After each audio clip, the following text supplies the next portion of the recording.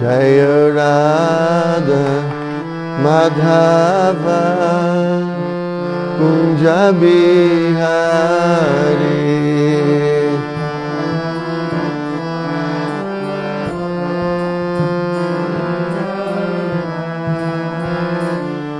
Jaya Radha Madhava Kunja Bihari.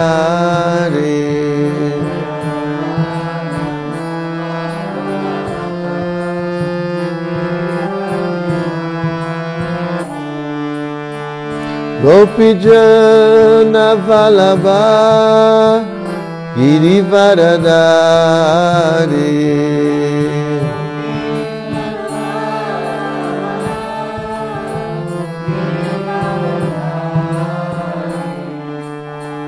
Gopijana Vallabha Girivaradari.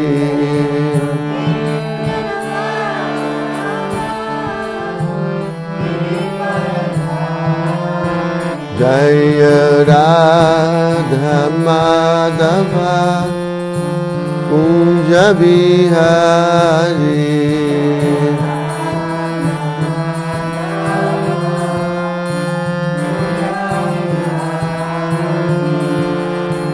Gopijana Vallabha Girivaradari.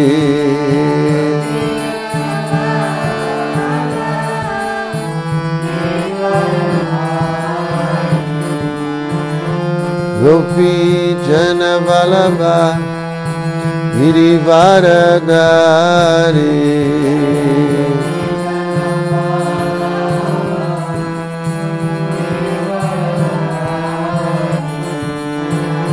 Gopijana Vallabha Girivaradari.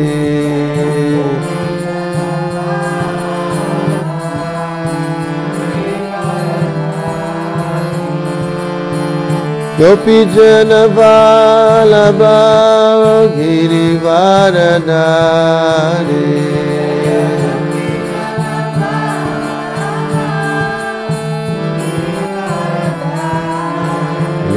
Yashodanandana Vraja Janarajana.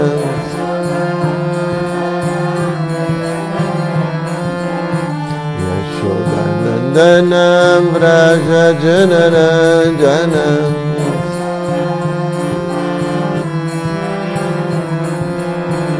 Yashodanandana Vraja Janarajana.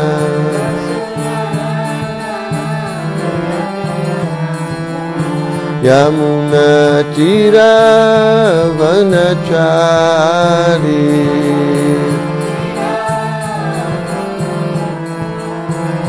Yamuna Tira Vanachari.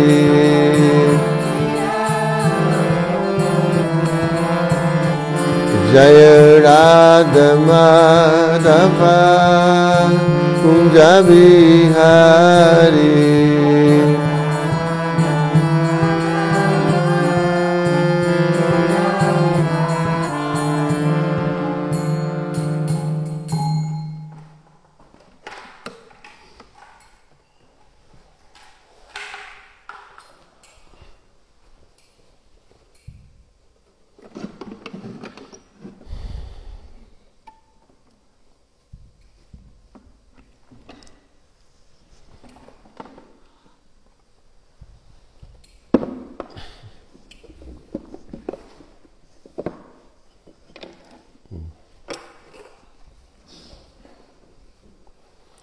Então vamos dar continuidade à nossa leitura do Srimad Bhagavatam, canto 8, capítulo 3, intitulado As Orações de Gajendra.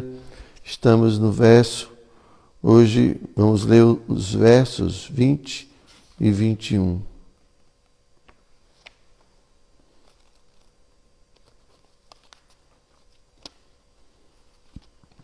Om Namo Bhagavate Vasudevaya.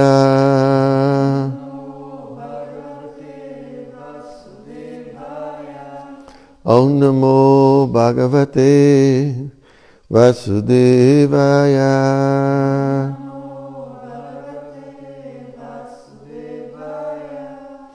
Om Namo Bhagavate Vasudevaya.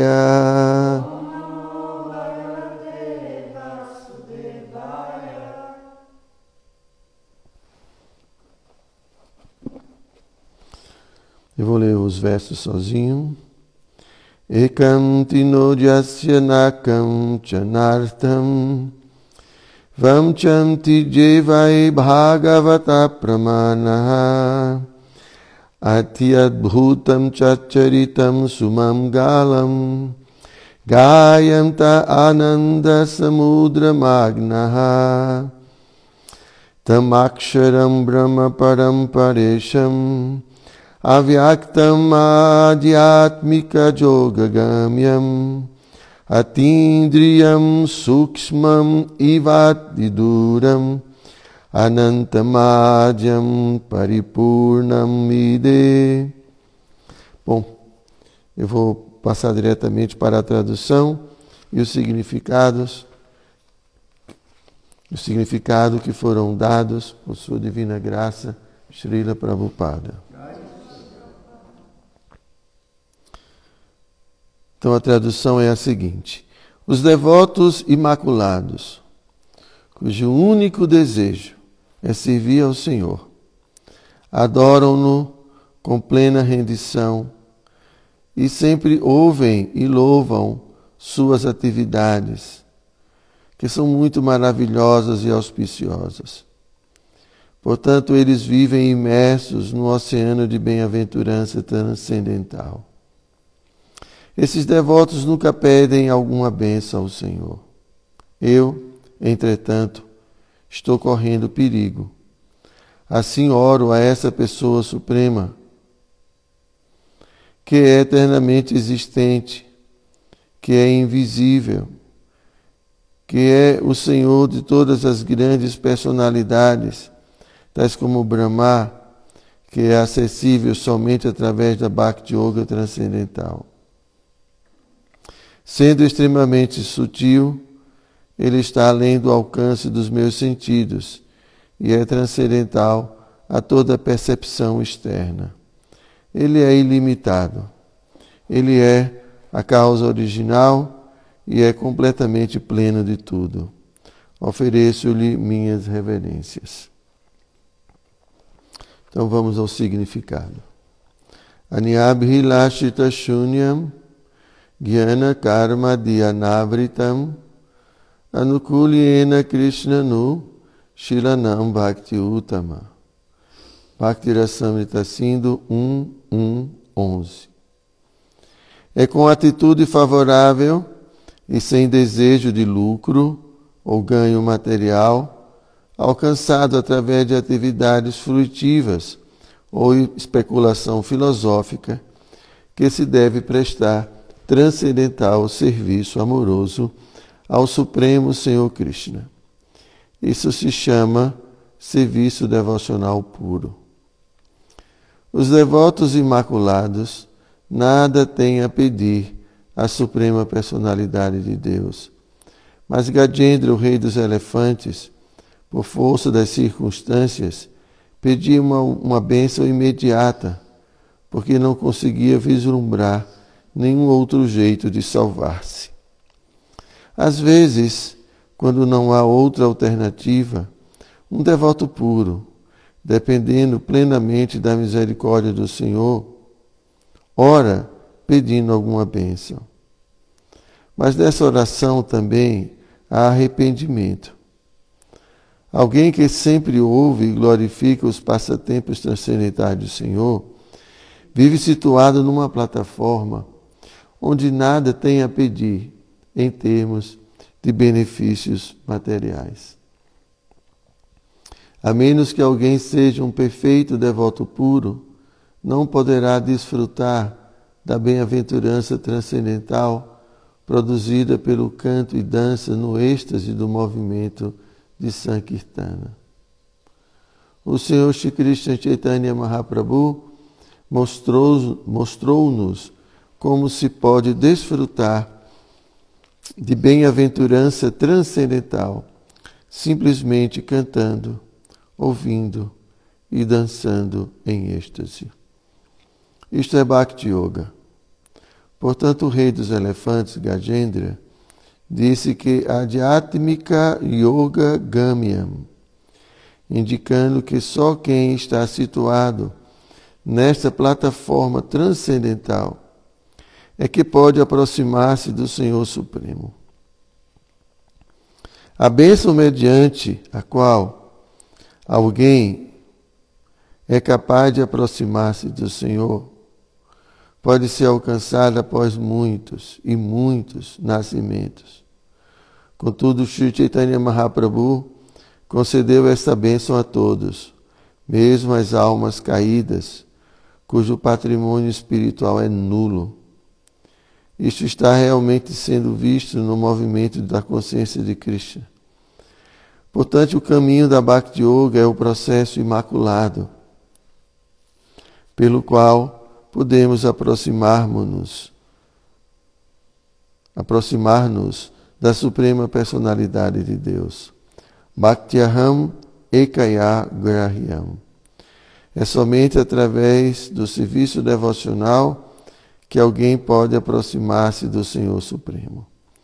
O Senhor diz na Bhagavad Gita 7.1: Mai Ashakta Mana Partha Jogam Junjam Madashrayaha Asham Shayam Samagram Mam Jatha Gyashyasi Tatshrinu. Agora presta atenção, ó filho de Pritha Arjuna, enquanto te explico como é que, praticando yoga com plena consciência de mim, com a mente apegada a mim, podes ficar livre das dúvidas e conhecer-me por completo. Basta alguém apegar-se à Suprema Personalidade de Deus, Krishna, e pensar nos pés de lótus dele constantemente, para que ele, sem dúvida alguma, compreenda a Suprema Personalidade de Deus na íntegra. Srila Prabhupada Ki Jai. Om Jnana Timirandasya Jnanam Jana Shalakaya Chakshu Militam Jena Tasmai Shri Gurave Namaha. Shri Chaitanya Manobhistam Staptam Jena Bhutale Swayam Rupa Kadamahyam Dadati Swapadam Tikam. Namo Vishnu Padaya Krishna Prestaya Bhutale Srimati Hridayananda Goswami Tinamine Namo Vishnu Padaya Krishna Prestaya Bhutale Srimati Bhakti Vedanta Swamini Tinamine Vanchakalpa Tarubhyascha Kripa Sindhu Vyaevacha Patitanam Pavanebhyo Vaishnavebhyo Namo Namaha.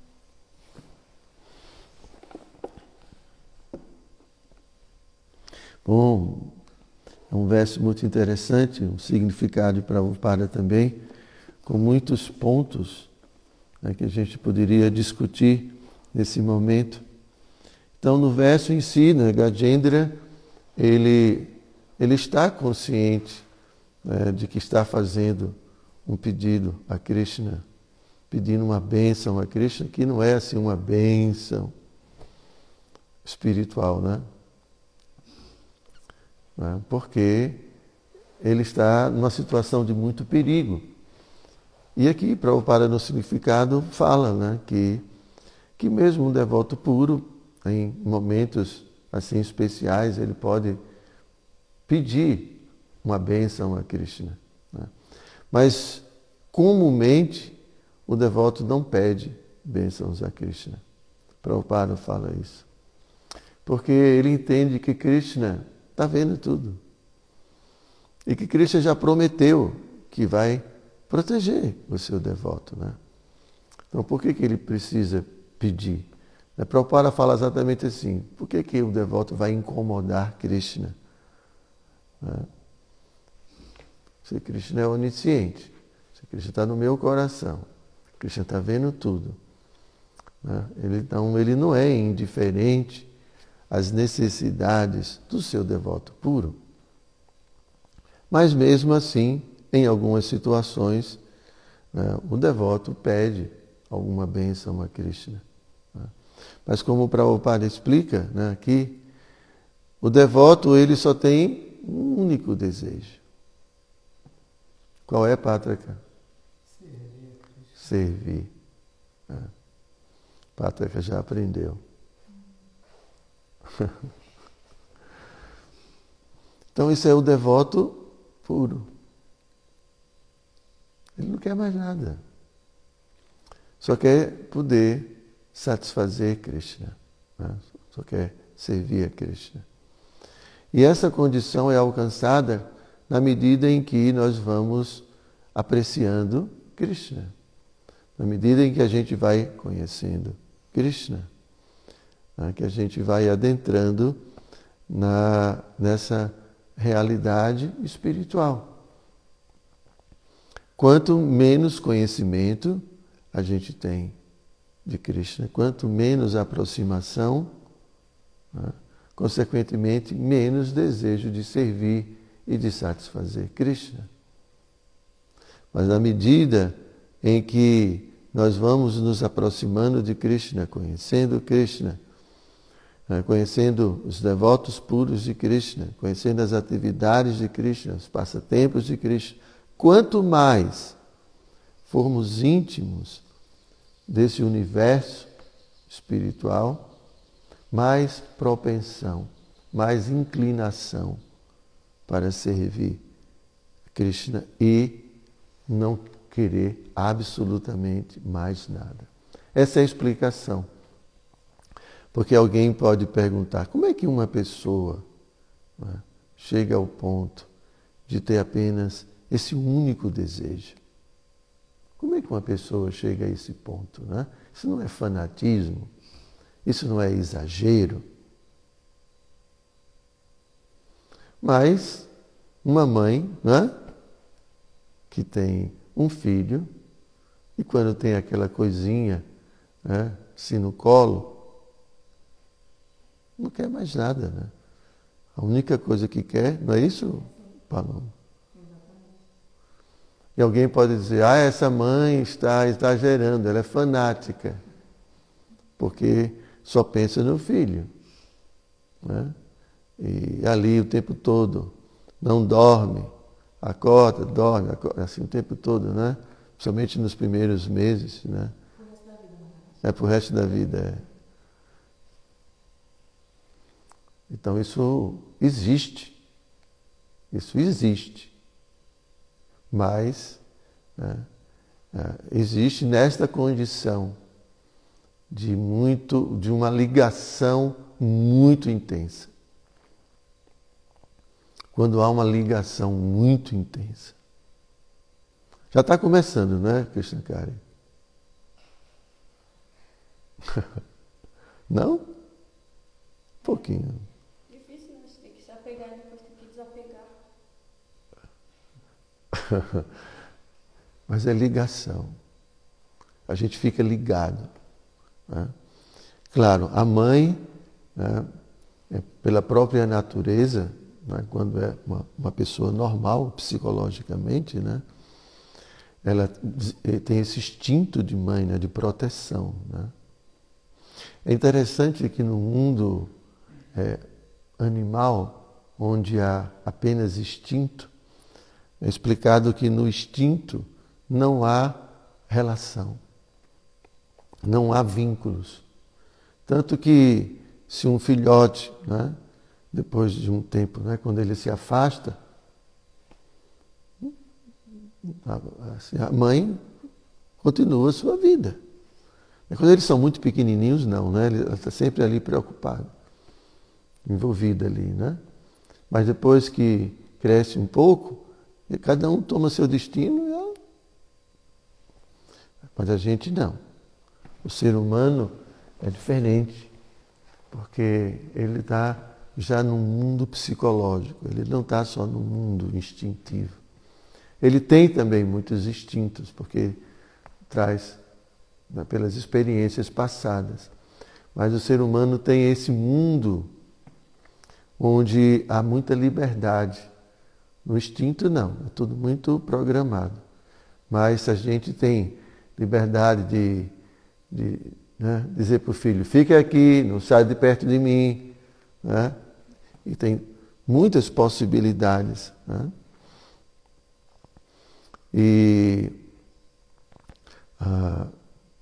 Então, assim, pelo arranjo da natureza, né, a mãe, mesmo por uma questão de proteger a progênie, a própria natureza, investe a mãe, né, de um sentimento muito intenso, né? Mas espera que com o passar do tempo, né, esse sentimento ele permita, né, que a própria alma dê continuidade à sua evolução espiritual, siga a sua vida, né? Porque às vezes em virtude desse apego muito intenso, então a mãe às vezes ou o pai tem atitudes que são prejudiciais, né?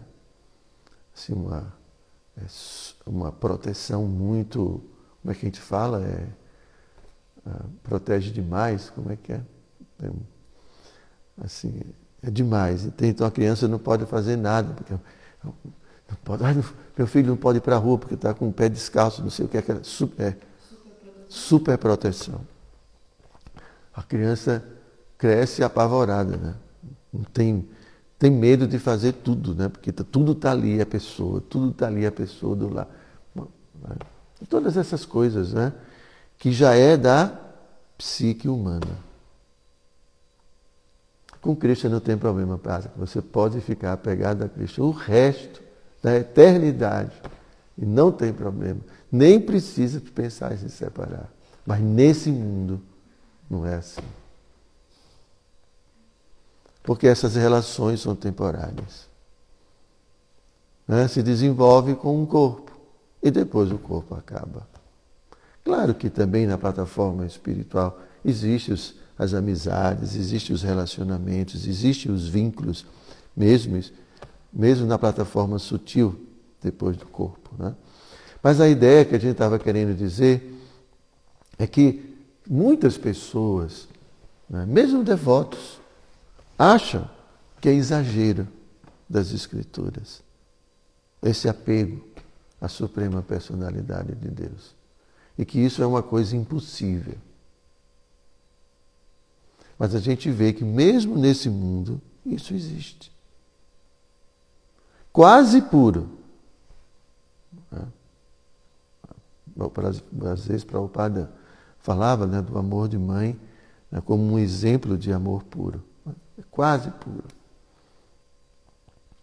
Então, só que essa propensão natural de amar e de se envolver tão plenamente com um outro ser, isso é da natureza da própria alma. A gente já falou a Hladini Shakti, essa é a natureza de Hladini Shakti.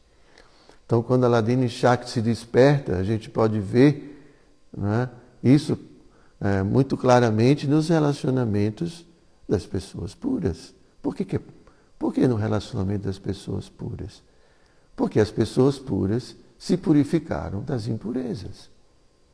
Então as impurezas não encobrem mais a alma. Então a alma se manifesta plenamente. E quando se manifesta plenamente, né, manifesta essa natureza de um amor, né, incondicional.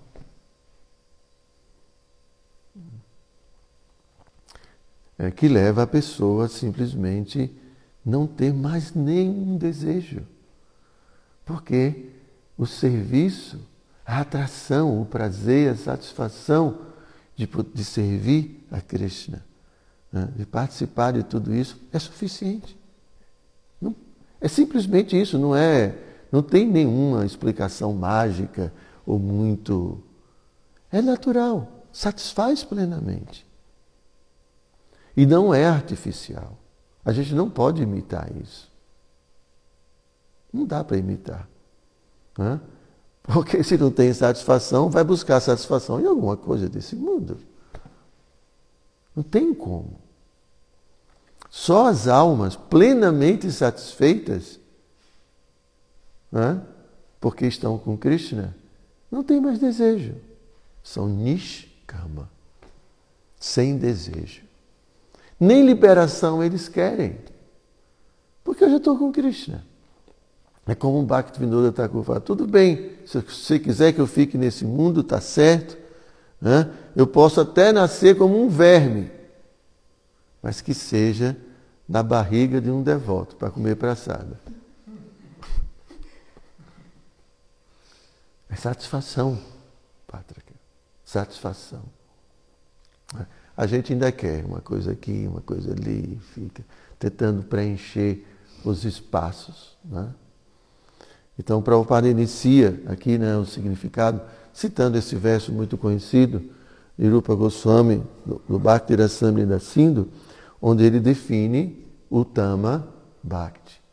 Bhakti última, né? A Bhakti perfeita. O amor perfeito. Porque existe esse amor, né? Quando a gente fala de amor no sentido de serviço, existe o serviço interesseiro. Não é puro. Então, quando é puro, qual é a característica? O que a gente faz, né, não é movido por interesses egoístas. Por isso que é puro. Né? E quais são os principais interesses? Né? Jnana e karma. Anavritam. Sem jnana, sem karma. Quando ele fala de jnana, ele está falando, em última análise, de desejo de liberação impessoal. Tá? E karma significa atividades egoístas, atividades fruitivas, esforço que eu faço para o meu benefício pessoal, egoísta. Resume tudo nesse mundo. Karma praticamente resume tudo nesse mundo, porque poucos são aqueles que desejam liberação. Já é um estágio, né? Todos nós vivemos num mundo de atividades fruitivas. Estamos identificados com o corpo, apegados aos prazeres sensoriais, e assim a gente age, né? Sempre em busca de dar prazer, experimentar essas sensações da língua, estômago, ouvidos e assim por diante. Isso é a vida nesse mundo material. Então, quando o serviço é puro, porque está ausente dessas tendências que a gente tem. Porque mesmo no serviço a Krishna, a gente pode ainda estar agindo interessado em liberação ou mesmo interessado em desfrute material, servindo a Krishna. Prestígio, poder, reconhecimento, né? Paz, tranquilidade, são desejos materiais, porque o devoto não deseja isso. Porque às vezes Krishna traz muita ansiedade para a gente, né? No sentido de que, nesse mundo material, a gente está exposto a muitas situações. E o devoto, para servi-lo, para levar a sua mensagem, se expõe a muitas situações de perigo. Né?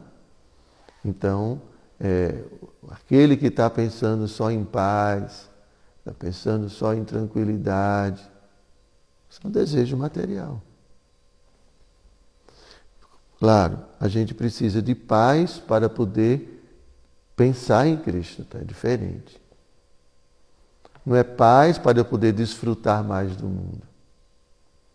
Eu preciso de uma mente tranquila, pacífica, para que eu possa ter capacidade de manter a minha mente fixa em Krishna, porque de outra forma não é possível. Então é diferente. Eu preciso de paz para isso.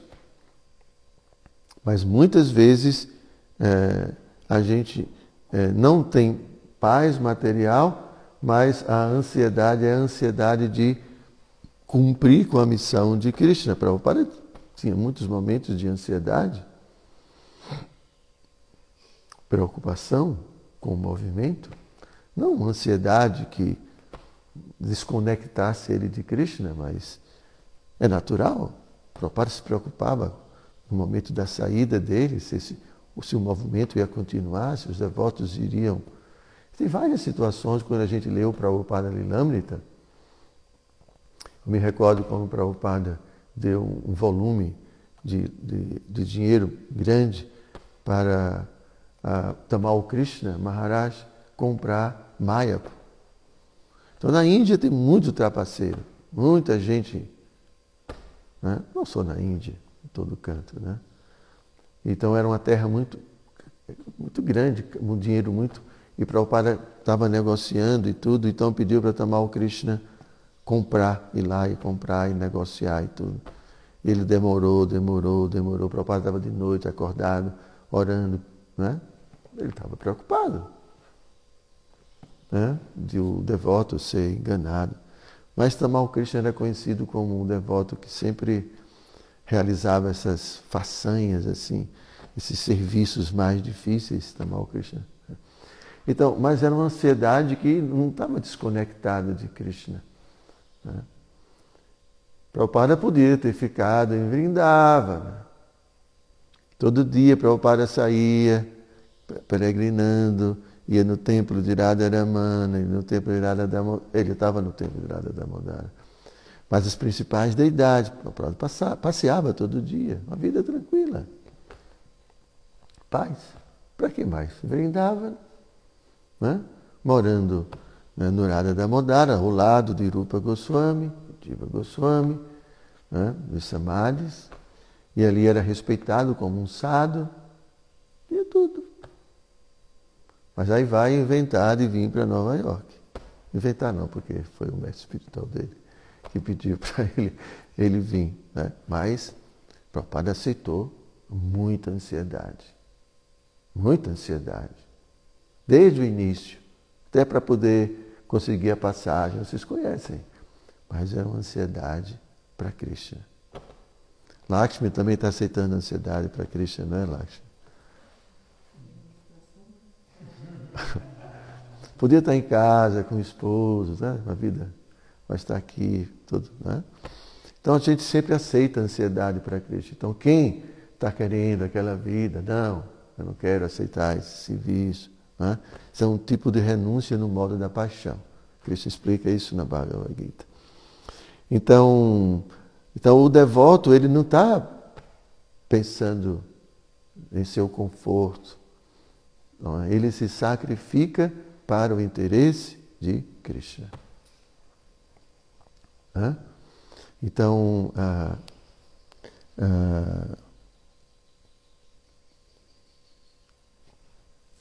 então é isso. Aqui Prabhupada fala: alguém que sempre ouve e glorifica os passatempos transcendentais do Senhor, vive situado numa plataforma onde nada tem a pedir em termos de benefícios materiais. É isso. Quem está nessa plataforma, feliz, satisfeito, coração contente, precisa de nada, absolutamente de nada. Ao menos que alguém seja um perfeito devoto puro, não poderá desfrutar da bem-aventurança transcendental produzida pelo canto e dança no êxtase do movimento de Sankirtana. Está vendo, Patrick? Você fica pulando aí, dançando, se mostrando, né? Então aqui, Chaitanya Mahaprabhu concedeu esta bênção a todos, mesmo as almas caídas, cujo patrimônio espiritual é nulo. Essa é a misericórdia de Chaitanya Mahaprabhu. Só que a gente tem que ter paciência. Tem que ter paciência. E tem que agir como Rupa Goswami, esse famosíssimo verso, onde Rupa Goswami onde ele fala que a perfeição é garantida. Mas qual é o verso, Pátrica? Você estudou. Rupa Goswami, vamos lá.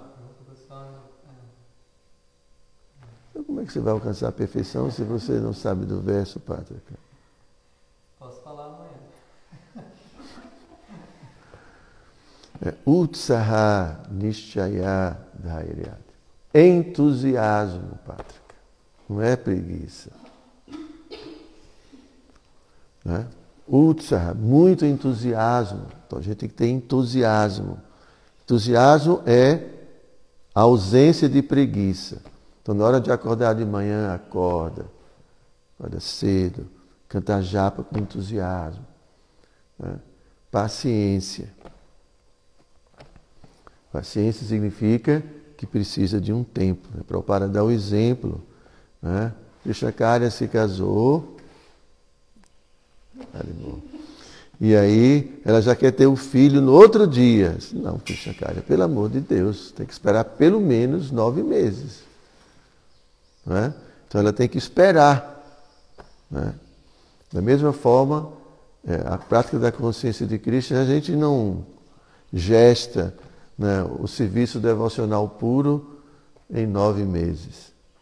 Talvez 90 anos ou 90 vidas, eu não sei quantas. Depende muito do entusiasmo de cada um, né, Pátrica? Agora, com esse seu entusiasmo, viu? Pode esperar. Então, utsaha, entusiasmo, paciência e confiança. Garantido. Não é uma invenção. Né? Esse processo não foi criado agora. Isso já foi atestado por grandes personalidades que alcançaram a perfeição. Grandes personalidades que a gente nem imagina o nível dessas pessoas. Alcançaram a perfeição. Então, é simplesmente cantar, dançar, tomar praçada, né? E servir, sem se preocupar tanto com esse mundo material, sem se estressar tanto com esse mundo material. Cantar, está sempre cantando, cantarolando, sempre cantando japa. Sabe cantarolar também? Ainda não. Sabe o que é cantarolar? Sei. O que é cantarolar? Mas falar meio cantando. É tipo quando o Pátrica canta japa. Não?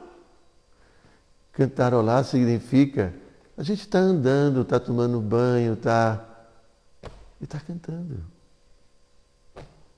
Em vez de estar remoendo a mente, né? Os registros da mente. Porque o animal assim, ele come, depois começa a regurgitar, não é? A gente faz isso com a mente. Então, uma forma de escapar de tudo isso é cantarolar. Ficar cantando. Tem gente que gosta de cantar, né? De cantarolar assim, né? Entende? Então, então isso é cantar, tomar praçada junto com os devotos, servir e não ter tanta ansiedade com esse mundo material. Porque esse mundo material sempre foi desse jeito. Sempre. Sempre é um tormento, sempre é um problema. Ontem eu estava vendo um documentário sobre a vida de Abraham Lincoln, um presidente muito famoso dos Estados Unidos, né? Conhecer um pouco de história, né? Porque... E assim, a gente vê, né, o início, né, do desenvolvimento daquela civilização, né, cultura americana e tudo, a gente vê as brigas, né, entre os negros e a escravatura, né? Então, muitos querendo abolimento não, é abolição, né, dos escravos, outros insistindo no norte dos Estados Unidos querendo a abolição, o sul dos Estados Unidos querendo manter, né? Porque dinheiro, né? Imagine, você compra aquelas pessoas trabalham para você de graça. Interesses. Então, houve guerra, simplesmente. Então é assim a humanidade inteira, a vida da humanidade, não importa o lugar, sempre foi desse jeito. Porque o ser humano é isso, né? Então como é que a gente não vai viver em ansiedade num lugar como esse? A qualquer momento alguém entra aqui e nos assalta, a qualquer momento tudo pode acontecer, a qualquer momento uma bala perdida, a qualquer momento, não é? A gente perde o emprego, a qualquer momento perde um parente, a qualquer momento a gente perde qualquer coisa. Esse mundo material, como a gente pode esperar felicidade nesse lugar? Como? Não tem garantia de nada, gente. Nenhuma garantia. De nada. Qual é a garantia que a gente tem nesse mundo? Que meu filho vai nascer saudável. Qual é a garantia? Que eu vou conseguir mantê-lo junto de mim por toda a vida. Qual a garantia? Eu sei que é difícil ouvir isso, né? Mas é para a gente entender definitivamente que não há nenhuma garantia nesse lugar. Para que sonhar, construir um sonho nesse lugar? Não é sustentável. Não é? Então, é isso. Ter uma vida simples. Vamos cantar Hare Krishna. Vamos servir a Krishna. Vamos tentar conhecer Krishna. A gente só pode amar alguém que a gente conhece. Então, isso é o propósito. Eu vim ensinar vocês, mostrar a vocês quem é Krishna. Então vamos, né? E quanto mais a gente serve a Krishna, mais Krishna vai se revelando para a gente. Krishna vai mostrando sua intimidade para a gente, a intimidade de sua vida, seus sentimentos e tudo. Isso é revelado. Isso vem no coração. Não é algo racional, intelectual. Isso é coração. Isso é Bhakti. Ok? Vocês têm alguma pergunta, turma da internet? Aqui não tem pergunta, tem só a Bhakti Simone agradecendo pelas instruções. Então, ok? Grantaraja Srimad Bhagavatam Ki Jai.